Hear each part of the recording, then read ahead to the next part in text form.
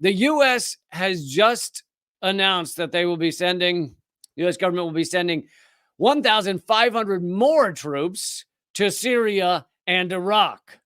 To Syria and Iraq. Keep in mind, these are two countries where, A, we have not declared war with them, especially not recently.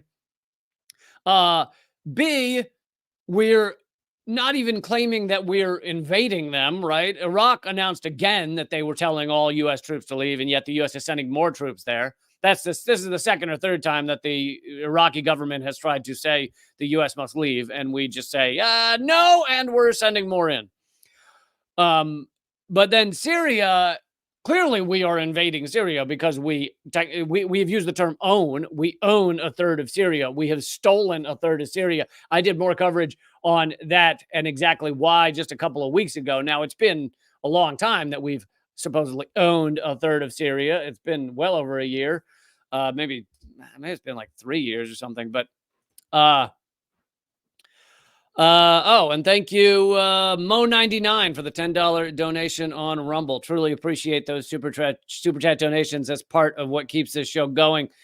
But we've invaded Syria as of several years ago, and we continue to steal a third of Syria, which is mainly their oil-producing regions, both so we can steal oil, although, as I've made the point that stealing the oil is not that big a thing for us. I mean, yes, we steal oil, but that's not the reason. We're there because in order to strip Syria of all their power and in the region and make sure they can't be a strong force going outside the petrodollar.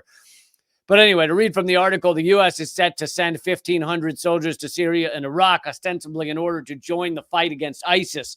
CBS Philadelphia reports on January 14th.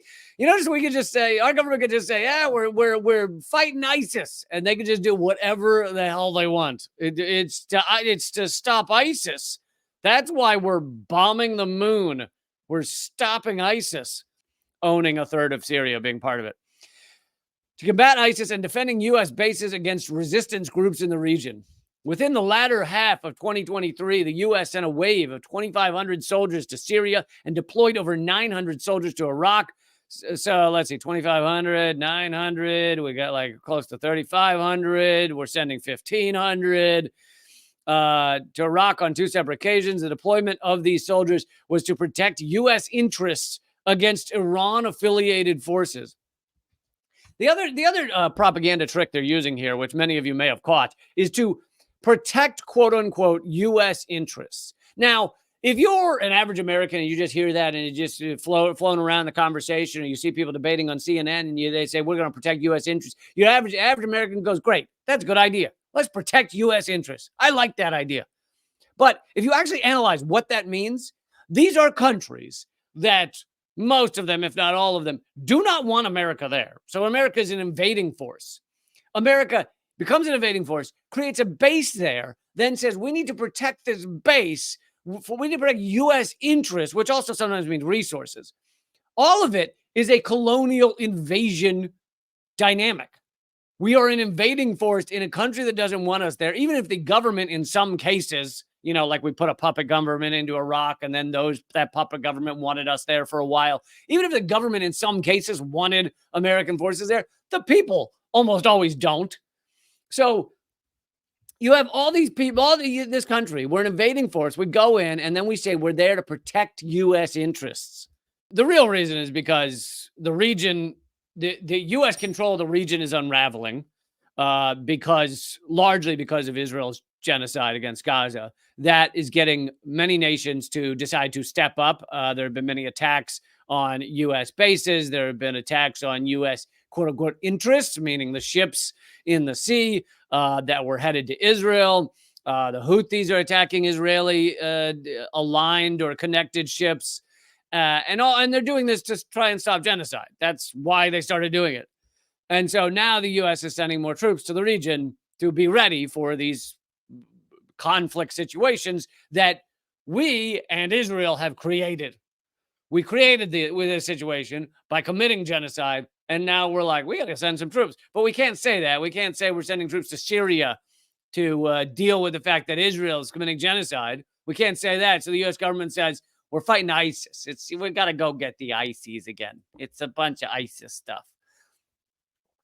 To maintain the dominance of the collective West over the region, the immediate hurdle is overcoming the influences of Iran and Russia.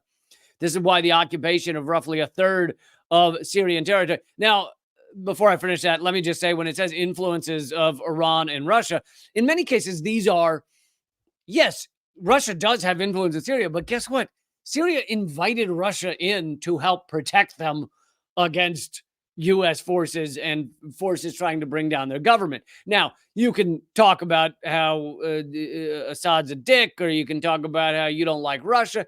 Fine. But there is a difference between an invading force like the U.S. and an invited force like Russia. As there is a difference in the countries where the U.S. has been invited there. Now, many times it's invited by a puppet government that we installed, but still, U.S. has been invited there versus a country where the U.S. is not invited there, like Syria. Anyway, this is why the occupation of roughly a third of Syrian territory by the U.S. and its proxies, along with the imposition of deadly sanctions on Damascus, has become crucial in undermining the strength of the adversaries. And I like that they mentioned the sanctions on Syria, because that is the true deadliest. I mean, that is the deadliest weapon that the U.S. has been using. Yes, the U.S. has invaded and, as our Pentagon says, owns a third of Syria. Trump proudly said it was to steal the oil, or we're stealing the oil. But the thing that has killed the most Syrians out of battle and everything else has been U.S. sanctions, has been the U.S. stopping Syria from being able to get all of the things that make life possible. 94%, according to the UN, 94%, meaning almost all of Syria is underneath the poverty line, struggling to be able to survive, struggling to find food for their families, hungry, dying from preventable diseases on a daily basis. All of that is by design. That is not accidental. The U.S. is, and you know, there's an easy argument, but a debatable argument to make that the U.S. is committing genocide against Syria. I mean, when you put sanctions on Syria that puts 94% of the people into poverty, and they don't know where food or gasoline is coming from, and they're dying from preventable diseases, then you're trying to kill those people. I mean, it really is amazing that none of this is in the news. I mean, the only thing of this entire article that is in the news is the fact that we're sending 1,500 more troops. But even that is like a blip. And even that, they don't talk about really why we're sending the troops. They just say fighting ISIS. And the 45,000 that are there, even before these 1,500 more, never spoken about in our media. Essentially never. Just incredible that they can cover up the destruction and the invasion of U.S. forces on a daily basis. And I found this, I actually did not know this. I found this really fascinating. Think about what I just said, the story I just brought you, and put it next to this. Joe Biden's case that waging war without Congress is an impeachable offense. This was what Joe Biden was saying in 2013, that waging war without the consent of Congress is impeachable. That's what Joe Biden was saying in 2013. And he didn't just say it like a slip up, like old crazy Joe, randomly said at the end of one speech. He said, Putin has to get out of office. We have to get Putin out of office, which was admitting the U.S. Was creating a proxy war in Ukraine in order to try and bring down Putin. There was basically an admission of that, and they had to walk it back and say, oh, no, he didn't mean that at all. This was not that. This was him saying it over and over, a position he held for years as a U.S. senator, and he even taught it during lectures as separation of powers. Now, this is something that you and I probably know of, that Congress is supposed to declare war. That's one of the biggest powers Congress is supposed to have in order to have separation of powers. The U.S. doesn't do that anymore.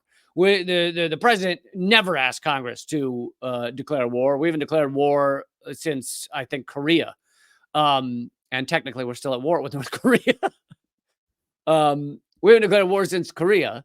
So we don't do that anymore. So Congress kind of backed up and said, well, we're not going to declare war anymore, but will still control the purse strings. We'll still decide whether military weaponry gets to these regions to allow for U.S. war in these regions. But now, with Israel and a few other instances, Congress isn't even doing that anymore, because the weapons that Biden has been sending to Israel have gone around Congress. So here is Biden in 2013 acting like this is how the U.S. government should work. Don't declare war. Don't go to war unless Congress okays it. And here he is not going to Congress for anything, not going to Congress for declaring war, not going to Congress for the sending weapons to Israel to continue to commit genocide, not going to Congress to declare war in Ukraine, not going to Congress. They did go to Congress for some of the weaponry to go to Ukraine, the $100 billion, mostly of weaponry going to Ukraine. He went to Congress for some of that, but even within that, a lot of it was secretive. Anyway, isn't it nice to know just how much of a hypocrite Joe Biden, hypocritic, just how much of a hypocrite Joe Biden is. Most of us know that about our U.S. politicians, but that's kind of an impressive level of hypocrisy.